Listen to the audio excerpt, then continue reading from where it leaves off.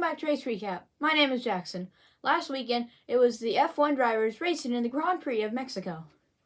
So, here's a little track description of Mexico. You see 17 turns on this pretty long track. They'll come off going down the front straightaway. Actually, the start-finish line is just after turn 17, so long way down the front straightaway to get into turn 1. Turn 1 is a right-hander, and then a quick left-hander, another right-hander through 2 and 3. Another long straightaway through turns 3 and 4, and when they enter turn 4, they'll be in sector 2. Then they'll make the turn into turn 4 and 5, the right-hander into 6, up through the S's of 7, 8, 9, 10, and 11. Then enter sector 3 at turn 12, the right-hander.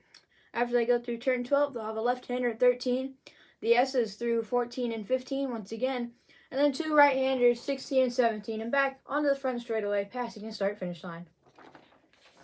So the Grand Prix was 71 laps. There was only one incident in the race, and it was on the first lap down in turn 1, 2, and 3.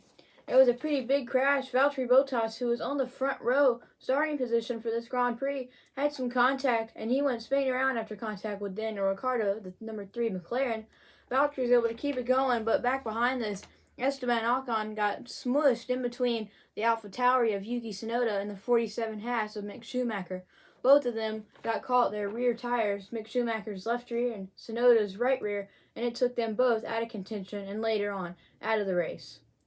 And then they went all the way to the checker flags, which went to the 33 Red Bull of Max Verstappen, which gives him a big points lead over Lewis Hamilton. Lewis Hamilton get the second on the podium here, and third place on the podium was Mexican driver Sergio Perez. It was actually the first time in Mexico one of the home track guys has been able to get on the podium in their home race here. Well, that's all for Race Recap. Come join us next weekend when the F1 drivers are racing in the Grand Prix of Brazil, and there's also a sprint race at Brazil to go along with the main race.